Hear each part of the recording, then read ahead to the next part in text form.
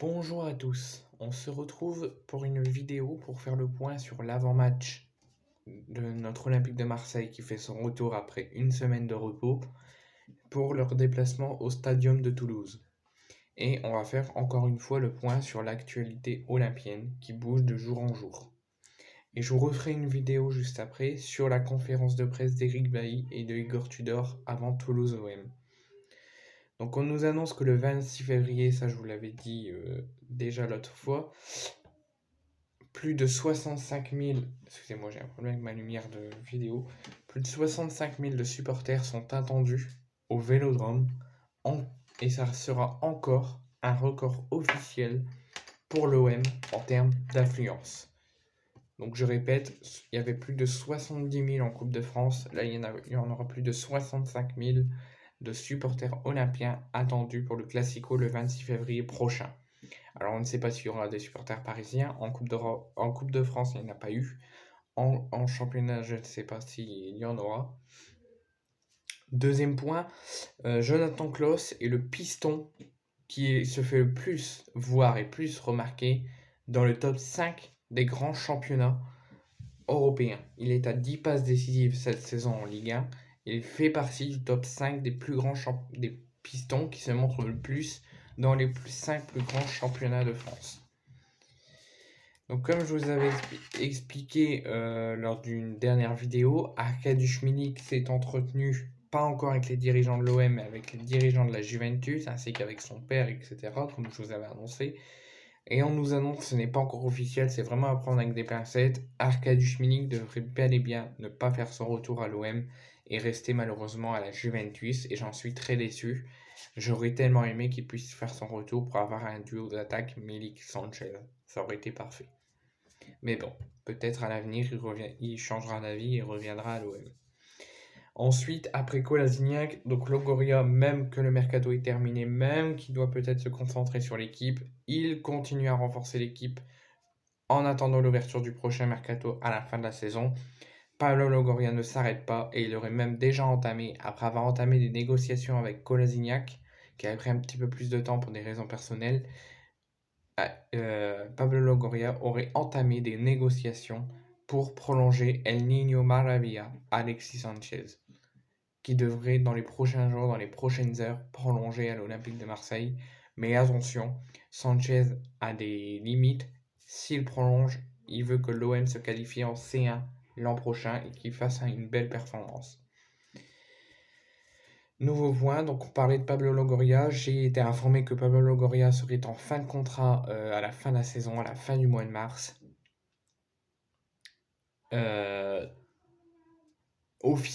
Son contrat prend fin le 1er mars 2023, donc là ça sera encore, la saison ne serait pas encore finie, mais officiellement son contrat, ce que j'ai compris, devrait se prendre fin le 31 mars, donc à la fin du mois, voire même à la fin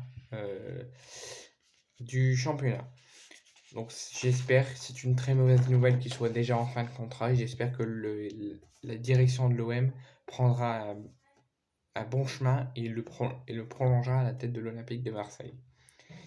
Nouveau point, alors je ne sais pas si vous l'avez vu, Balerdi a fait une publication Instagram en disant que le champion du monde 2006 italien De Rossi était avec l'équipe olympienne et était aussi avec Balerdi à la commanderie il y a quelques jours. Alors vous allez me dire, est-ce qu'il va rentrer dans le staff d'Igor Tudor? Est-ce qu'il va rentrer dans l'organigramme olympienne? L'OM n'a pas confirmé, l'OM n'en a pas parlé, mais c'est faux. De Rossi était juste en visite à la commanderie. Alors on ne sait pas s'il a parlé avec Longoria, on ne sait pas s'il a dit quelque chose, s'il y a eu des discussions, si c'était juste pour une visite de plaisir. Mais en tout cas, De Rossi était au centre d'entraînement il y a quelques jours auprès des joueurs. Nouveau point, je vous l'avais déjà annoncé, mais je vous le redis pour ceux qui ne l'auraient pas vu, le Stade de France sera en travaux dans les prochains jours, voire même aujourd'hui ou même demain, je ne sais plus quand ça commence. Et au moment des événements, donc au moment des JO, de l'Euro, tout ça, tout ce qui va arriver en événement qui devait se passer au Stade de France, pourrait être, si c'est accepté, délocalisé au Stade Vélodrome, qui se porte candidate et se porte garant pour assurer l'intérim de ces événements. Ensuite, je vous rappelle pour ceux qui ne l'auraient pas vu dans ma dernière vidéo et je vous conseille de la voir, Javier Ribalta, le directeur sportif de l'OM qui est en relation très constante avec Longoria et Jean-Pierre Papin, sera interviewé ce dimanche, donc demain matin 11h, sur la chaîne TF1 et sur le feuilleton Téléfoot, le feuilleton de football qui passe tous les dimanches à 11h. Ben, Javier Ribalta sera interviewé. Alors, les infos que j'ai eues, les pistes qui pourraient parler, donc déjà, c'est sa première prise de parole depuis son arrivée à l'OM. Il n'a jamais parlé aux médias, il n'a jamais pris la parole depuis son arrivée à l'OM. C'était tout le temps Longoria ou David Friot ou Igor Tudor. C'était jamais Ribalta. Ben là, ça sera sa première prise de parole demain depuis son arrivée à l'OM. Il devrait parler, selon ce qu'on entend, de la politique du club, ainsi que les coulisses du recrutement, notamment lors des derniers mercatos, et notamment les départs très contestables. Sur la rencontre Toulouse-OM, donc comme je vous l'ai dit, et j'ai passé mon coup de gueule, j'en reparlerai pas là, sinon je vais être énervé, j'ai pas envie d'être énervé. Il sera interdit de circuler dans la ville avec le maillot de l'OM demain soir lors de la rencontre à Toulouse. C'est tout, je vous tenais à le rappeler. J'ai déjà fait mon coup de gueule, j'ai déjà dit ce que je pensais, je ne le reparle pas. Sur l'historique des confrontations, alors depuis 2018 jusqu'à cette année, en 2018, l'OM s'était imposé. Alors je ne sais pas du tout si c'est en championnat ou en Coupe de France, mais je vous dis les résultats et les victoires et donc la conclusion. L'OM s'était imposé 4 buts à 0 au Vélodrome en 2018. En 2019, l'OM s'était imposé 5 à 2 à Toulouse.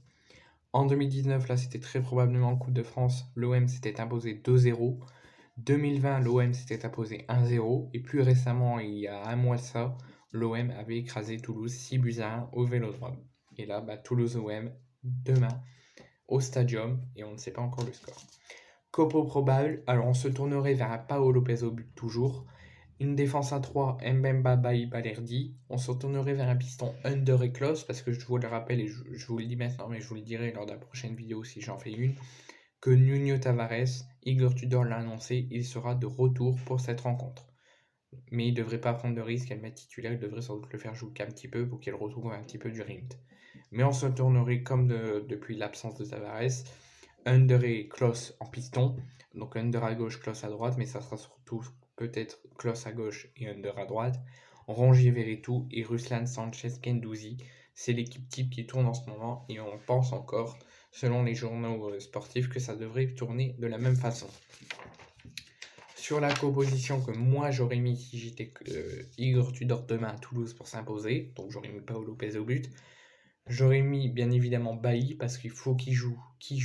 Alors je sais pas s'il joue tous les matchs, bien sûr après il se fait remplacer, mais s'il joue tous les matchs jusqu'à la fin de la saison, est-ce que ça sera compté pour le conserver? Parce qu'il doit jouer un maximum de matchs comme on avait fait que Paolo Lopez. Il doit jouer un maximum de matchs pour pouvoir être conservé, que l'option d'achat soit levée et qu'il puisse rester. Donc j'espère qu'il continuera à jouer pour une retrouvée de Glimt, qui ira doucement pour pas se reblesser et pour pouvoir le garder. Ensuite, moi j'aurais mis Kolasinac. Je sais pas s'il est suspendu ou blessé, mais je crois qu'il sera bien là. Donc moi j'aurais mis pas Balerdi. Malgré les bonnes performances de Balerdi, tout ce qu'il a fait de bien, il y a un moment où il était moins bien. Là, il retrouve un petit peu la qualité de jeu, de la bonne performance. Il faudrait le faire souffler. Je pense que Kolasinac est mieux armé pour faire face aux Toulousains que la défense Mbemba Bailly. Donc en piston, si Tavares se sent prêt à 100%, bien sûr, on ne le fait pas jouer tout le match. Mais moi, j'aurais mis Tavares et Klose pour au milieu Guendouzi, Verretou, Malinowski, Sanchez et Payet. C'est la compo que j'aurais mis pour battre Toulouse. Donc j'espère que Bailly sera titulaire, que Payet sera titulaire, pour retrouver un petit peu du jeu et du système.